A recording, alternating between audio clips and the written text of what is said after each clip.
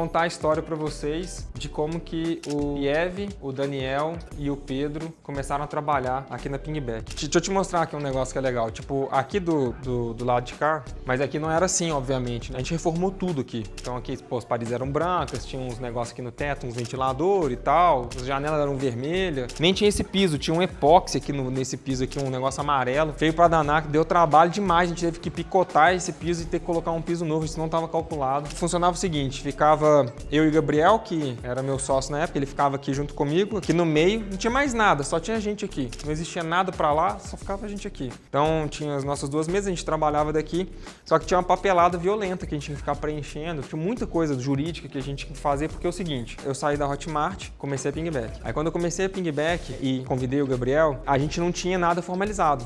Né? Tipo assim, a gente não tinha aberto empresa, não tinha feito nada. E a gente já tinha recebido ali um ok de um funding, né? De um fundo para investir na gente, que era o SaaSholic, a Hotmart também. E a gente não tinha nem conta bancária, não tinha nada. Então a gente teve que abrir a nossa conta correndo, a gente abriu nos Estados Unidos para fazer toda a rodada, etc. Enfim, aí tinha que ficar lidando com essa papelada. E aí, bom, beleza, eu falei que tinha duas mesas aqui. E aí a gente pegou uma mesa literalmente uma mesa de boteco. Tipo, as mesas da escola. Botamos ali do nosso lado e eu falei com o Gabriel que a gente precisava de achar alguém que pudesse ajudar a gente com essas coisas, né? Soubesse um pouquinho de contabilidade, mas conseguisse ler em inglês ou ler esses documentos e tudo mais. E aí ele indicou um amigo dele que já tinha estudado com ele e tudo mais, e esse é o Pieve. Coitado, pô, ele tinha um computador assim que dava até vontade de bater, porque o computador dele fazia um barulho tão grande, mas tão grande, da ventoinha do computador, e tipo assim, vamos trocar esse computador, Matheus, vamos trocar, não, dá pra mexer, tipo assim, as teclas travavam, o computador parava de funcionar, enfim, bem estilo dele, sacou? Mas o Pieve chegou nesse momento, então foi a primeira pessoa que a gente trouxe, né? O Pieve,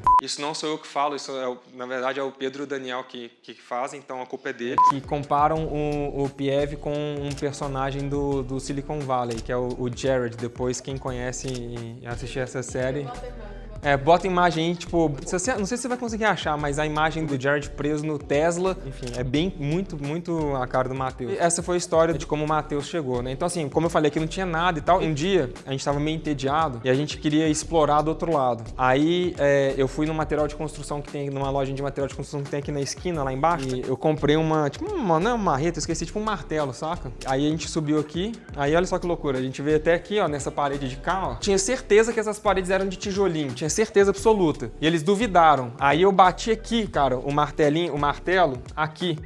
Bati e a gente viu que era tijolo, né? E aí a gente achou um negócio estranho nesse escritório, porque nesse pedaço que vocês estão vendo aqui aberto, metade era parede, que tava esquisita, diferente do resto da parede, e uma outra que tava meio oca, que era aqui, ó, ficava aqui. Aí a gente pegou esse martelo, eu, o Gabriel e o Pieve, a gente bateu aqui e viu que era um drywall. Porque a gente olhava aqui na lateral e falou assim, pô, tem alguma coisa aqui, entendeu? E a gente viu que tinha um buraco aqui, era, né, um corredor que tinha uma escada né, descendo e que conectava no imóvel do lado. Mas o Pieve fez parte desse começo de história, né? Ele acompanhou toda essa obra, ele viu tudo que a gente veio construindo aqui. Ele é, entre aspas, né, aí, funcionário número 1, né, se a gente pudesse falar dessa forma, e tá com a gente praticamente desde o começo, né? Quase que desde o começo. Agora, a história do Pedro também é legal. O Pedrinho, ele era menor de idade, ele tinha 17 anos, ele não tinha completado 18. E aí a gente conversou com os pais dele pra pedir autorização pra ele trabalhar com a gente. Ele tava vindo de Sete Lagoas, né, pra cá, pra estudar. Foi curioso demais essa história, né? Então, assim, ele veio novo pra trabalhar junto com um front que a gente tinha contratado. E, pô, o Pedrinho foi crescendo, né? E tá aí com a gente desde então. É legal essa história do Pedro porque, pô, a gente conversar com os pais, né, pra trazer alguém pra trabalhar é meio diferente, né? E a turma se surpreende porque, pô, já passaram mais de 4 anos e, sei lá, o Pedro tá dentro da Minerva, né? Tá conservado, né? Porque, pô, tem 21 anos, né? O Pedrinho vai se aposentar com 29 anos, né? Então essa foi a história do Pedro. A do Daniel também é legal, porque o Daniel, quando o Daniel mandou mensagem pra gente, porque se eu não tô enganado, ele viu alguma coisa que o Thales do G4 compartilhou, ele compartilhou me marcando, alguma coisa assim, e aí o Daniel viu que a gente tava com algumas vagas abertas aqui. Ou, na verdade, ele só mandou uma mensagem pra gente querendo saber se tinha alguma coisa e tudo mais. A história mais engraçada, assim, do Daniel, quando o Daniel chegou na Pingback, é que o Gabriel, que era meu sócio, né, ele falou o seguinte, pô, tem um cara querendo trabalhar aqui com a gente, eu tô achando que eu vou chamar ele pra vir aqui, ele chama Ian Daniel. Aí eu falei assim, Pô, Gabriel, ele não chama Ian, não, é I am Daniel, né, que é o Instagram dele, né? Isso foi uma piada durante um tempo, né? Se eu não tô enganado, quando o Daniel veio aqui no escritório, foi quando a gente tava fazendo, entre aspas, uma inauguração. Eu nem tinha essas coisas aqui, não tinha essa parede, não tinha esses vidros, né, que era tudo aberto antes. Essa TV ficava lá no fundo, o sofá virado pra lá, e aqui era um espaço meio aberto, porque a nossa ideia, na nossa cabeça, né, assim, a gente ia ter o escritório bem pequeno, né, só aquela parte de lá, e aqui ia ser uma área mais pra gente fazer evento, ou pra gente envolver mais essa questão de comunidade, que até muito,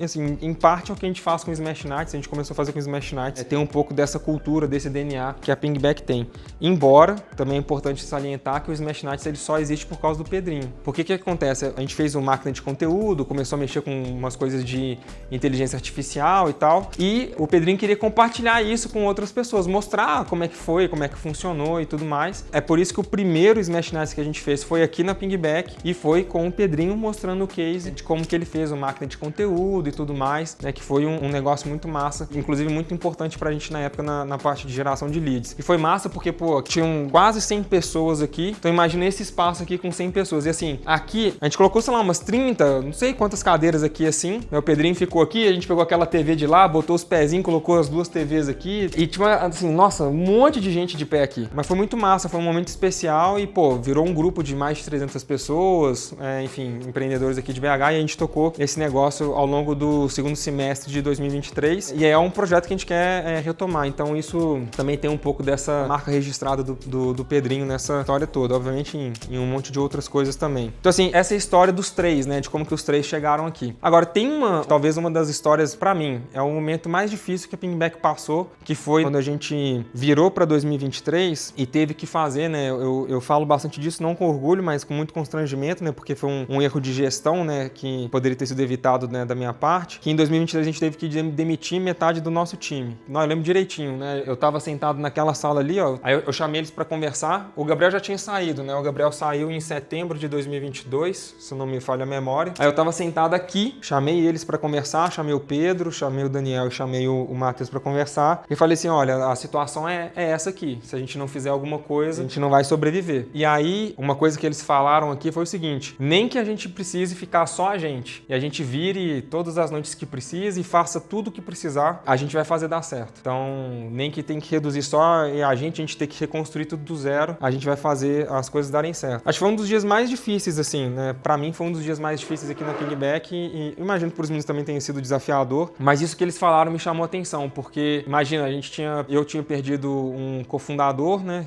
Saiu da empresa, foi um processo difícil, foi meio doloroso pra gente, né? E não por culpa do Gabriel em si, muito pelo contrário, mas é porque realmente é um processo difícil, a gente não sabe como reagir, a gente não sabe como fazer as coisas, só depois quando a gente olha em retrospecto que a gente consegue às vezes entender um pouco melhor uma e outra coisa, mas enfim, são processos dolorosos que fazem parte, né, acontecem, e a gente aprendeu muito, mas a gente veio de um momento muito delicado nesse sentido, e os meninos, né, aguentaram, né, essa bronca aí, né, então o Daniel assumindo, né, essa liderança em tecnologia, né, o Pedro sempre fazendo essa dupla junto com ele, mas assumindo, né, essa parte se desenvolvendo ao longo desse tempo, né, de uma maneira incrível, né, assim como os meninos também. Se eu pudesse resumir, né, assim, o que eu vejo de diferente neles, que eu acho de mais especial, essa frase que tem nesse quadrinho aqui, que representa tudo que a gente está fazendo aqui, né, esse vídeo, né, é que ninguém ganha sozinho. E acho que eles mostram isso. Não tem como ganhar sozinho. É impossível ganhar sozinho. Se eles não tivessem acompanhado a gente, se eles não tivessem me acompanhado na Pingback, acho que a Pingback não estaria aqui hoje. Então, assim, a Pingback, ela só é o que ela é porque os meninos existem na história da Pingback. Então, assim, a turma às vezes não sabe porque eles não falam muito nessas coisas. Eles deveriam ser mais vocais nesse sentido. Eles são sócios da companhia, né? Então, os meninos, eles são sócios da empresa e eu considero eles como parte do time fundador da companhia, né? Da Pingback.